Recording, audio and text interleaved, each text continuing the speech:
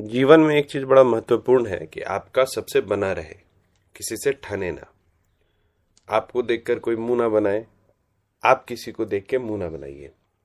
तो ये क्यों होता है? ये तब होता है जब दो व्यक्तियों का जो एनर्जी सिग्नेचर है वो मैच नहीं करता है। कई बार जाने अनजाने में हमारी जो शक्तियां हैं या हमारा जो सबकॉन्शियस माइंड है वो इस तरीके से एक हमारा व्यू रचना करता है जिसमें कुछ लोग हैं वो अनवांटेड हो जाते हैं और कुछ लोग हैं वो वांटेड रह जाते हैं।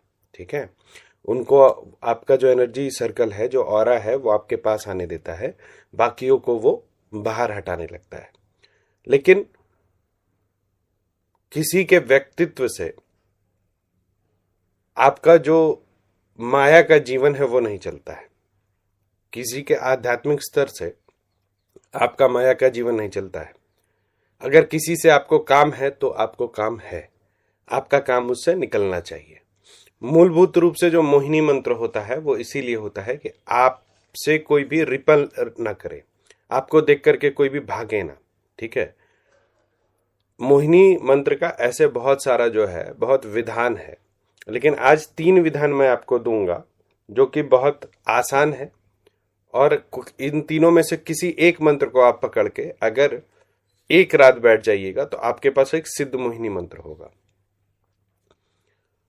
उसका प्रयोग आप कभी भी कहीं भी कर सकते हैं और उसको प्रयोग करने से यही होगा कि आपके पास लोग आकर्षित होंगे। ठीक है, पहला जो मंत्र है वो उद्यमेश्वर तंत्र से है, जो मेरा फेवरेट है, आप लोगों को पता है। इसको क्या करना है, इस मंत्र को 10,000 बार जाप करना है। किसी एक रात्रि में बैठ जाएंगे, अगर वो सोमवार की रात्रि है या फिर महाशिवरात्रि है तो अति उत्तम रहता है, नहीं भी है तो कोई भी रात, सब रात शिव का होता है। रात्रि जो भी है वो शिव और महामाया का है।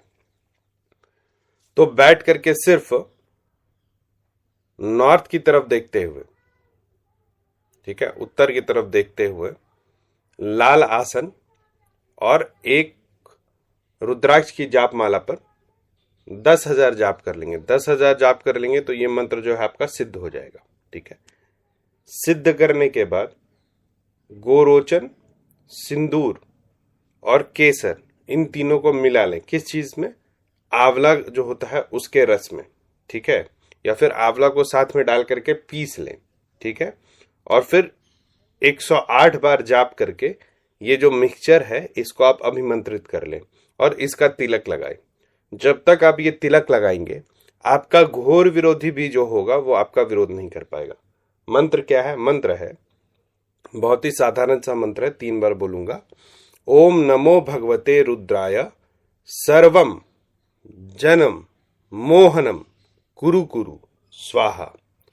ओम नमो भगवते रुद्राय सर्वम जगन्मोहनम कुरु कुरु स्वाहा। ओम नमो भगवते रुद्राय सर्वम जगन्मोहनम कुरु कुरु स्वाहा। ये पहला मंत्र है।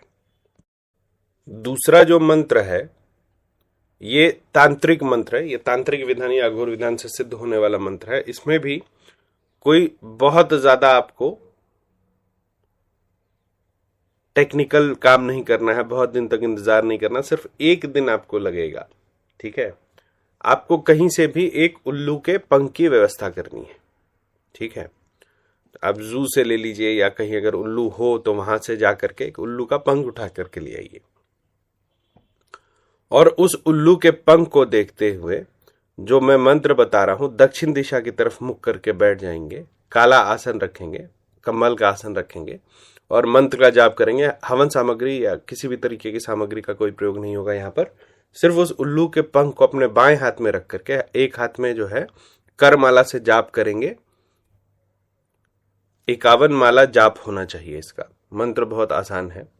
ओम नमो अनरूठनी अश्व स्थिनी महाराज छनी फट स्वाहा। ओम नमो अनरूठनी अशव स्थनी महाराज छनी फट स्वाहा। ओम नमो अनरूठनी अशव स्थनी महाराज छनी फट स्वाहा। ये जब आप कर लेंगे तो ये जो उल्लू का पंख लाए हैं ये एक्चुअली आपका कलम है, लेखनी है, ठीक है, पेन।